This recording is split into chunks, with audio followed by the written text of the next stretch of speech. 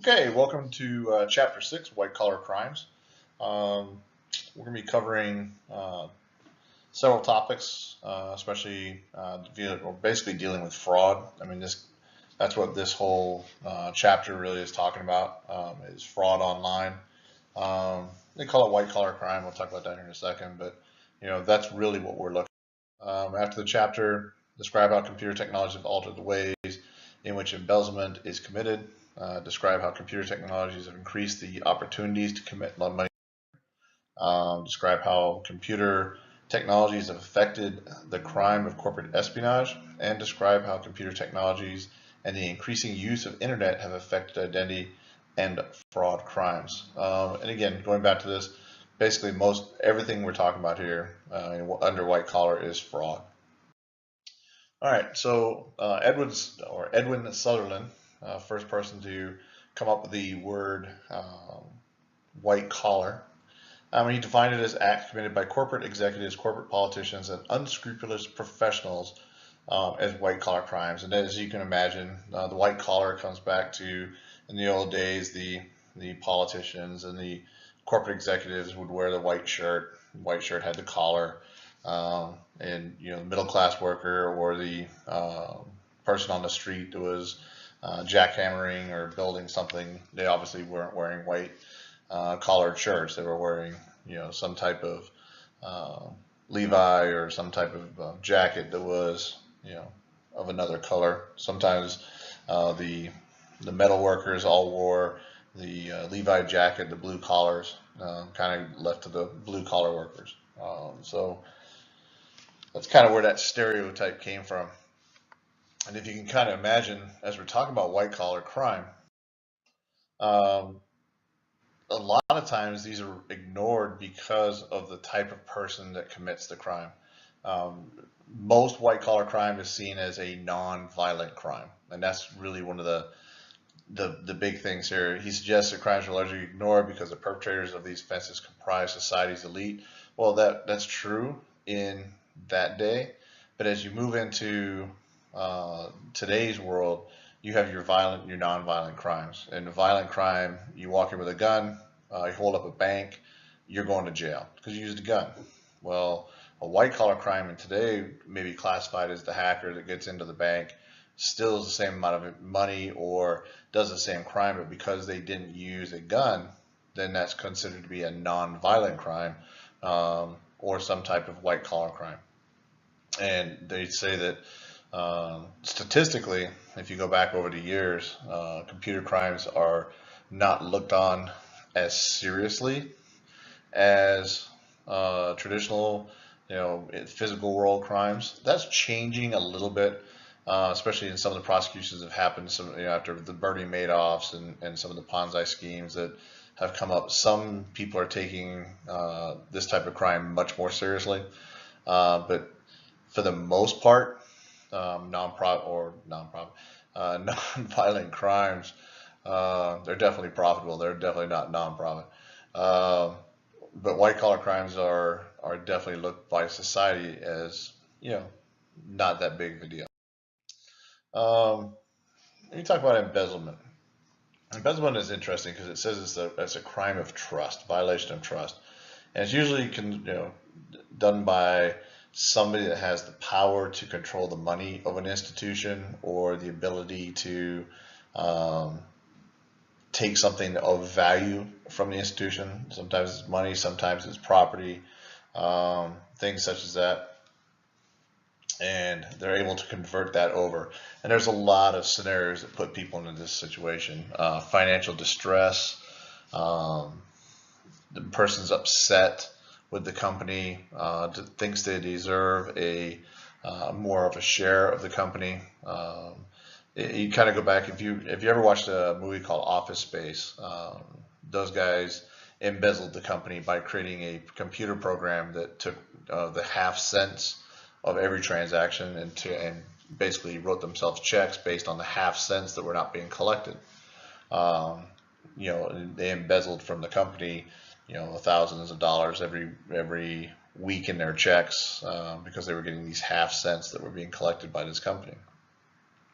And that's actually based on on a couple of real world crimes where people have written programs that go through the payroll system and collect all these half cents or pennies on a dollar, or roundups, as some of the industry calls them. You'll also find that embezzlers have a tendency um, of having a persecuted personality. In other words, the company owes me. They did this to me. I should have been promoted. So I'm just taking what I believe to be mine. A lot of times they have that. And then a lot of times when they're caught, they have basically the excuse theories come in. It wasn't me. I didn't know. I thought I was allowed to. Things like that. That happens a lot, especially in property crimes or property embezzlement, where property is taken instead of money. People will say, "Oh, I had no idea that that car actually belonged to the organization." Things such as that. Um, So the traditional embezzler is often limited by physical nature of the act. Modern embezzlement schemes often use computerized records. Again, going back to my office space analogy, they were able to go in and carve out the half cents, removing money. Um, the the use of computers in today's offices lead to some issues, especially when you talk about high-end coders, intellectual property that's on the computers, things such as that. You may have somebody that is able to use tools that are proprietary to a company, for example, things such as that that they use to embezzle out of the company. And then technology has narrowed the pool of potential embezzlers to those who possess special skills. Um, Not so much. I mean, if you're the accountant in a small organization and you're the only one that knows how to use the QuickBooks, not because you have specialized skills, just because you open the manual and you know that nobody else can see those records, well, then embezzlement becomes very, very easy for you to do. It's not that you have specialized skills, and I don't like the word specialized skills because it's really anybody that has a general knowledge of computers can conduct some type of embezzlement scheme. Um, and this kind of leads us into the next one, which is the corporate espionage, or corporate espionage as it applies to this crime kind of theory. And when you talk about corporate espionage, you're talking about trade secrets and other proprietary information that produces value to a commercial enterprise. So think about your company you're from. Think about some of the NDAs you signed and some of the things that you have that are proprietary to just your company. Nobody else has it. The reason you have a competitive advantage in the market space is because you have this tool, like the Coke formula. You have the Coke secret. You know the how much syrup or the special ingredient that goes into Coke that makes it Coke. So if everybody knew what Coke was, or knew what made up Coke, well, then you lose your competitive advantage because everybody's making Coke and they can sell it cheaper than you. Well, these are the things that industry is trying to prevent. And corporate espionage is something that can definitely happen easier when you're talking about computers. And when you're talking about the computers, you normally have two types of computer invaders. You have your insiders and your outsiders. And your insiders will always be the most dangerous population. Insiders are the people that are already behind the firewalls. They have security badges. They probably have access to limited parts of the organization's infrastructure. They are a little bit more emboldened than the outsider because they do have access. And they may have privileges that the company is given to them out of trust or other things. They also have access to the internal organizational workflows, documents, and things such as that. One example I have from investigation we did, gentleman was going into a corporate boardroom and they were doing R&D. He had already accepted a job at a competitive company, and he was finishing out his last few days before he turned in his notice. And he was in the R&D meeting. He was on his BlackBerry, and he was taking pictures with his BlackBerry device. He was then forwarding those pictures to the next company, giving them trade secrets, and they were forwarding on all this information. There's another side of this, which is your outsider guy. Now, the insider obviously has great access. He can get right into, um, you know, most things that he wants to get into because he knows how the company works. Now, the outsider has to work in different ways. There's some ways that over the years we've kind of noticed. For example, a company rents a copier, and that copier goes to the XYZ Corporation. Well, XYZ Corporation uses it for X period of time. They take it back to the rental agency, and right behind XYZ Corporation comes the ABC company who rents that exact same copier. They then do forensics on that copier, and they take out all the information that was on the hard drive, all the copy records, all that kind of stuff that was left on that computer. And that happens quite often where technology is thrown away, discarded, and another company will come in and they'll steal the secrets that are thrown out in the trash by mistake. The company not knowing they're giving away information, but next thing you know, you have these people that are getting this intellectual property. The outsider also has the challenge of coming up with innovative ways of getting into the system. This is getting through your firewalls, and this is taking information but not letting you know that information is being taught or taken. We talked about this last week, where I may want to break in and get social security numbers and things such as that, but I don't want you to know that I got your social security numbers because I don't want you to be told or telling your client base, hey, to be more protective, because that would defeat my ability to then steal from them. So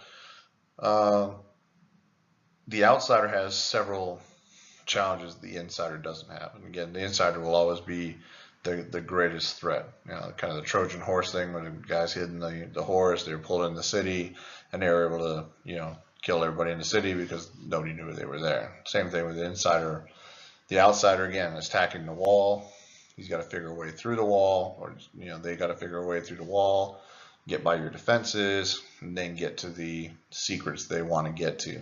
Much more difficult. There have been cases that have shown that people have been employed at companies for 3 and 4 years just to be allowed to get to the security clearance level they needed to get to. I have a friend that is a investigator, a federal investigator. He was actually employed at a company that was doing espionage, and he eventually was given enough clearances to the point where within the company that he was able to find the information that he was looking for that was valuable to that investigation. And he actually was an insider on the government's dime for 5 years before he actually broke his cover, and they ended up arresting quite a few people for espionage.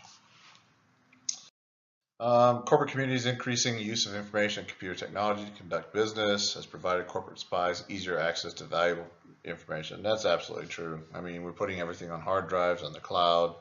Smartphones have all of your address books, and especially client lists. There's a lot of guys that have their CRMs, like Sugar and Goldmine and all these contact resource managers that are on your phones. Well, you lose your phone, and now your contact list, your sales list, your financial documents, all those things may be exposed because of your connection to your Google Drive, your Microsoft Live Drive or OneDrive, that kind of stuff. Especially now that we have tools that are collaborative and they all share information amongst each other. Creating slides in the company are no longer kept at the company. Now they kind of spawn out onto your phones and onto your laptops and your desktops. So espionage becomes much easier in today's connected world than it was when a file was locked away in a filing cabinet in the back room of the corporate office, and no one had access to it unless they, had access to that room. And then global commerce has increased. We're now sending everything by this e-commerce mechanism or this e-commerce model. Many companies have rushed to this without quite understanding how all of it works and how everything is affected by the shopping carts and things like that allow access to our infrastructures, credit card thefts and other things that we'll actually cover in a little bit, all come through these back doors that are built, found in WordPress and these other tools that small companies rush to, and they throw all their stuff up and don't understand, when they get compromised, how they got compromised. Well, they're using tools that are, mainstream, and hackers spend a lot of time going through finding the vulnerabilities of these shopping carts and things online. So you'll find that, corporate documents and secrets and trade, tradecraft stuff is lost through these open sources or these open containers that are left out on the web. All right, money laundering. Basically, money laundering is to get rid of money in one form to recoup the money in another form.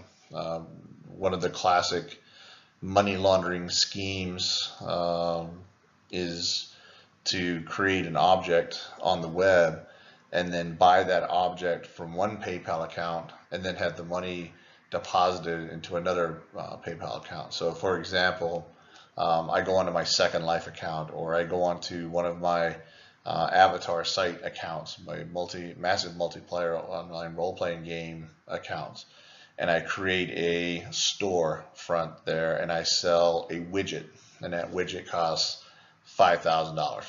So I go onto my PayPal as a single persona or another persona, and I buy that item with my PayPal account, and then I log in as my other persona which I've created, and I have that persona's money deposited into that account, bank account, whatever it is, wherever I want to have my bank account. Basically, I'm washing the money through the Bank of Linden, which is the bank that runs in the Second Life environment.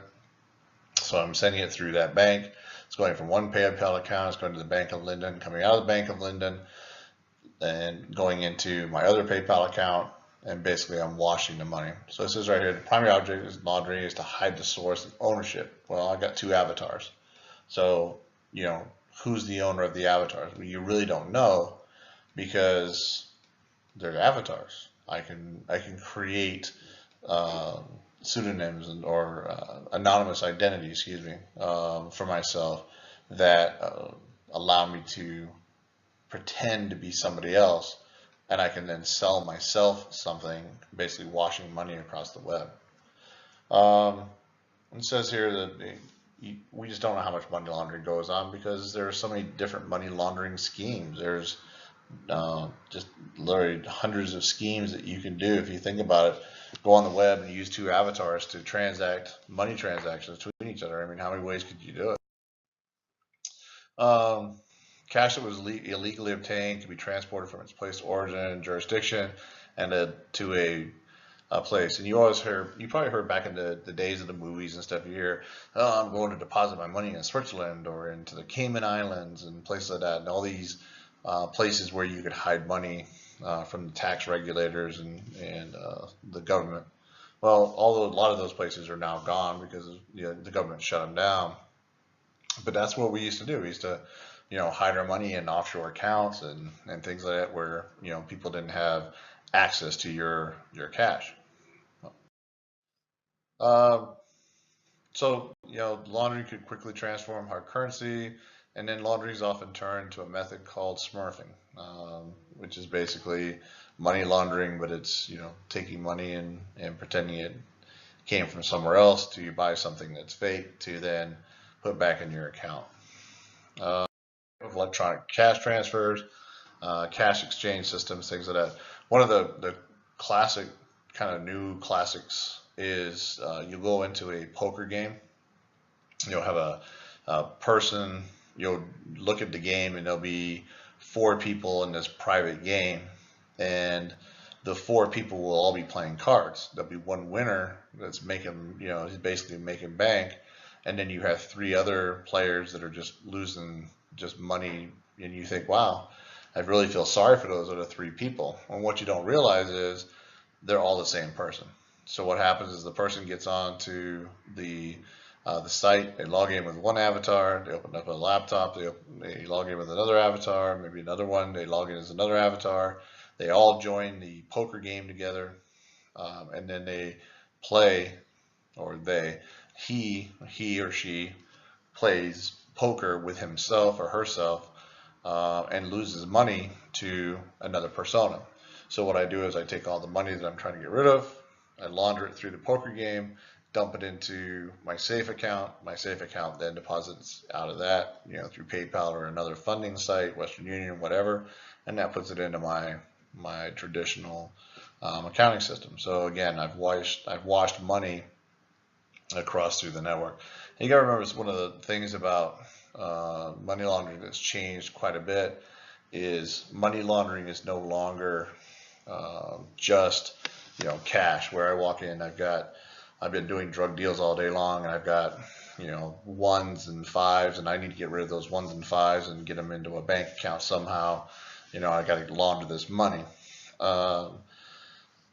Now it's it's just digits. I'm stealing money on the web, or I'm getting paid through the web, or using Bitcoin, using some other cash system, and I now need to launder that e-money, that electronic money. So you may never have a physical dime in your hand. You're just transferring that virtual dime from one person avatar to another avatar or another account, and you're pulling that money out. So you may never see the cash. So money laundering has also transferred in the actual physical nature of money laundering. There are several acts. I want you to read these acts in your book. The Bank Secrecy Act, Money Laundering Control Act, and U.S. Department's Financial Crimes Enforcement Network. These acts and agencies were created to prevent and control and stop money laundering. And all three of these agencies have been very successful. Or the two acts and the agency have been very successful over the last few years, and they have definitely curbed down the amount of money laundering that is allowed to occur, especially in our world of post 9/11. There are a lot more controls and a lot more rules in place to prevent money laundering from happening, because we realized that money laundering was a key component of the 9/11 attacks. Identity theft. Identity theft is an interesting thing. First of all, and it doesn't really say it in the slides, but identity theft cannot occur by itself. And what do I mean by that? Well, if I want to become Tom Jones and I steal Tom Jones's ID card, and I've got his driver's license, and I've got his library card, and his YMCA membership, and I have all these documents, and I sit in my house and I say, I'm now Tom Jones. Woohoo! Look at me, I'm Tom Jones. I stand in front of the mirror and I say, yeah, I am Tom Jones. I haven't committed a crime. Nothing's happened. All I've done is I have, in my own little world, become Tom Jones. I've done nothing with that information. I've done nothing with that persona that I have stolen called Tom Jones. Now, when does it become a crime? Well, when I use my new persona of Tom Jones to do anything. If I go down to the local liquor store and I show Tom Jones's ID and I pretend to be Tom Jones, I've committed a crime. So any secondary act in coordination with or inclusion of the original act of identity theft, now you have a crime. But identity theft by itself is not a crime. It really doesn't exist. And you're never going to prosecute somebody for potentially using identities. You can absolutely hold someone if they've stolen identities. So, for example, if I stole Tom Jones's credit card, well, now I've done a theft in conjunction with identity theft. But again, identity theft by itself, me pretending to be Tom Jones in my house in front of my mirror, is not a crime. I must include something else with it to make it a crime. In 2007, 2008, 2009, 10, identity peaked, big increases. Well, the problem here is the law has changed. So prior to that, there was not a lot of reporting of identity theft. In fact, most departments, if you had an identity theft issue, you would go to it. And I remember the sheriff's department, actually, we told people this because the rules in Missouri and the laws just didn't support some of the allegations that people did for identity theft. But people would come in and say, hey, my identity's been stolen. We'd say, you know what? Go see this lawyer. This lawyer does a great job in identity theft. It's a civil case. You're going to need to take it up with, the attorney and the court. And that all changed. Amy Boyer, there was a couple of other high-profile stalking cases that related also to identity theft that changed the rules, and people started taking, stalking and identity theft and all of those different, the bullying, all that stuff became much more clear as, a threat, and the government came up and said, we need to prevent that from happening. So how do people steal identities? Several ways. Dumpster diving. I'm going to go through your garbage. That's why you see the shredder commercials. They say shred all your stuff and make sure you get rid of all your documents. Well, the reason is because people, once you put that garbage out on the street, it's open to source. If I throw something in the garbage and I put it on the street for the trash man to come, and someone comes along and takes that out of the trash, they've committed no crime. You threw it away. You didn't protect it by shredding it or doing something to prevent somebody from just walking up and taking it. So therefore, you put it out in the public domain, you've given it away basically. Direct theft of mail, walking by mailboxes, grabbing mail out, hoping to find, maybe a account number or, some lazy person putting in a, private information, dates of birth, stuff like that onto a form. They put it in the mailbox for the mailman to take, and the mailman doesn't take it, but the person committing some type of crime takes it, stealing credit cards, things such as that. Shoulder surfing. This happens a lot. I've caught myself doing it. You're kind of bored and you're sitting there and there's someone that's sitting at a table and they got their laptop up and you start kind of looking over their shoulder to see what they're doing and you're reading what they're doing. Then they turn around and you quickly look away, all feeling all guilty. But that's shoulder surfing. Looking over, people's shoulders and seeing what or who they are. And there are some more obtrusive ones. Hacking information from corporate databases. I'm actually going in, bribing employees who have internal access to customer identifiers. This happened in the military quite a bit.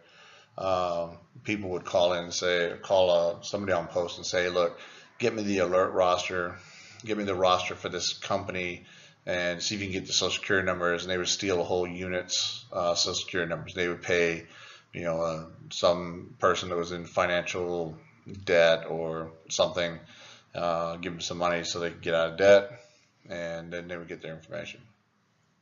And then skimming devices. Skimming devices they're typically handheld. This will happen a lot in very upscale restaurants.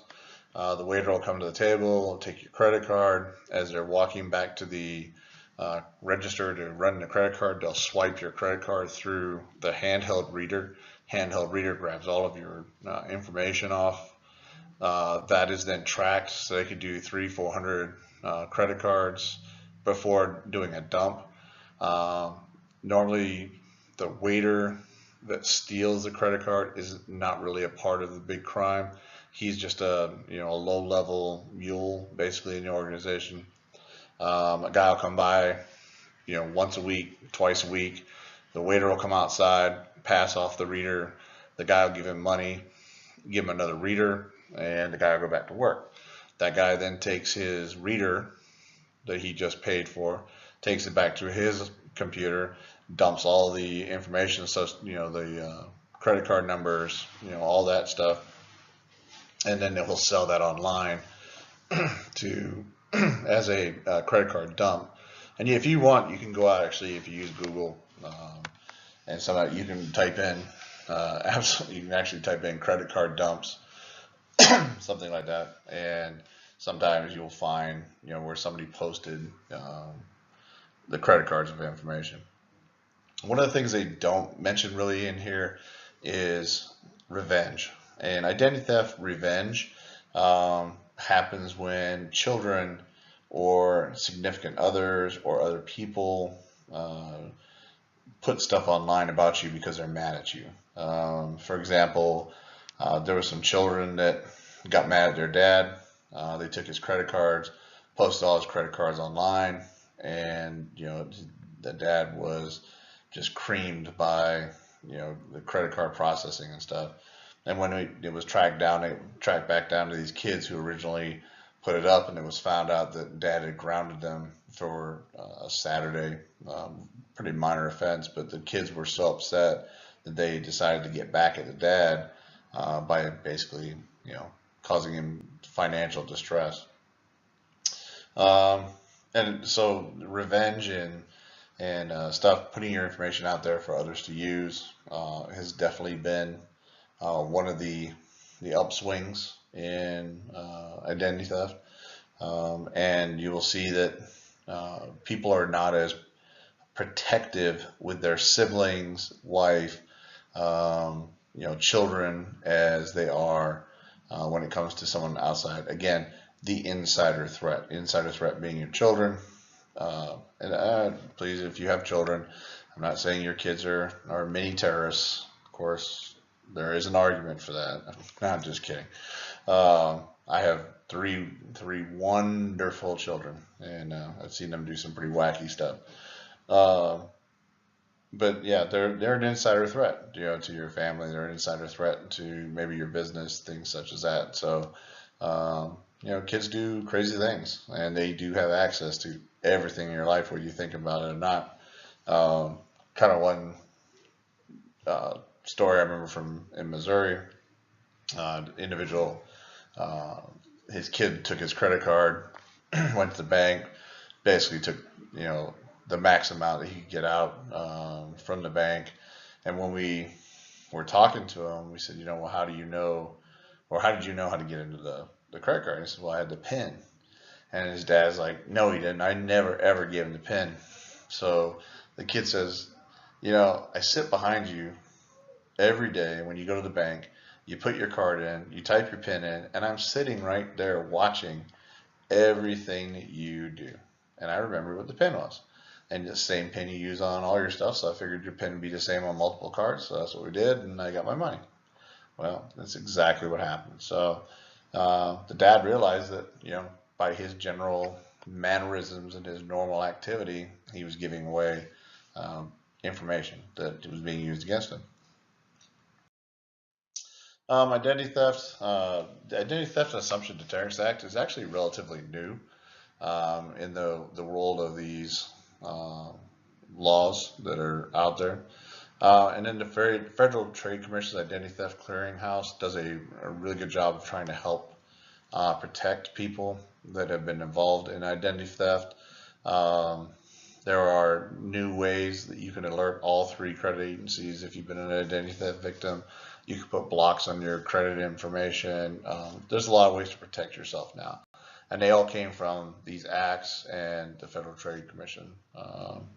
So make sure you read over in detail the acts. And then we go back to the regular fraud schemes. And these have been around forever. They were mail versions. You used to get them in the mail, and you would wonder, is this real? Is this not real? The chain letter hoaxes. Pay me $1, or you're going to die, or if you don't pay the 10 people in this email ahead of you, something bad's going to happen to you tomorrow. Don't delete this email. Make sure you forward this on to 100 other people, or something bad's going to happen. So these hoax change letters and confidence schemes.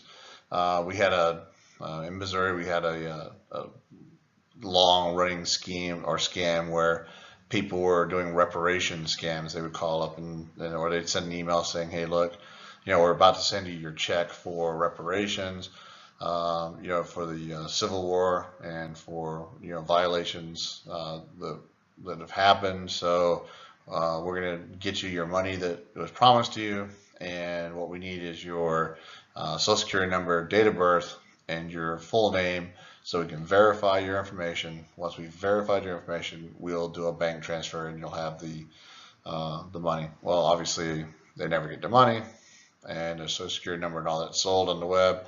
Next thing you know, they're victims of some type of fraud. Bait and switch con games. It's not really fraud, but we did a case one time where a guy bought an Xbox, and when it came in, it was a box, and on the box was drawn a big red X. So when you took a picture of it and you put it up onto eBay, it looked like their square for no picture available. So technically, the guy took a picture of the box and he sold the X box online with a description of, "I am selling this box with an X on it, blah, blah, blah, blah." People didn't read that, paid the $50 for the X box. And when they got the X box in the mail, they came down and they wanted to say that they had been, frauded. Well, technically, they weren't. But with a bait and switch con game, or offering one thing and getting something else, so the prosecutor was able to go after him for using bait and switch technique, even though they put the information up there correctly. That still played on the minds of people. Buy this real gold necklace, you end up getting a slightly less than gold necklace. Buy this new car. We did an investigation where a guy bought a Spider car, really nice sports car. He paid $54,000 for it. He bought it through an online trader. Asked for all the information, got all this information, pictures, all that stuff, and then when the car showed up, it was a Matchbox, basically, car, and it was a Spider, but it was 3 inches long, not a full car. So bait and switch. The Computer Fraud and Abuse Act, basically that's your primary vehicle, and then you'll recognize these. The Computer and Abuse Act covers financial institution fraud, online auction fraud. This happens. I'm sure you've seen online auction frauds too, where people put up and they say, I'm going to sell this house. All I want you to do is give me $5, and you have the possibility of winning this house or bidding on this house, and then nobody actually wins. The person just walks away with lots of money. And then people have done scams like this where they've held something up you think you're buying, and you end up getting a 3-inch car instead of a real car. The Nigerian 419 scheme is actually Nigeria's third largest industry, scamming of Americans. And basically the 419 scheme is, I'm Dr. Mambabi from some small African country, and I'm a prince or a king that's been exiled. I'm going back to my country. I have $20 million in the banks in the United States, but I'm having problems getting it. I need a U.S. citizen to go to the bank, prove that you're a U.S. citizen, take my money out, and if you do that, I'll give you $1 million. But the only catch is I have to pay taxes ahead of time. So I have to pay $5,000 in taxes to my government to get all of this done. So if you pay me the $5,000, I'll take care of that, and I will give you $10 million of my $20 million monies. And people will spend their last dime putting in money to thinking they're going to get 10 or $20 million. Never get the money, but they do lose the $5,000.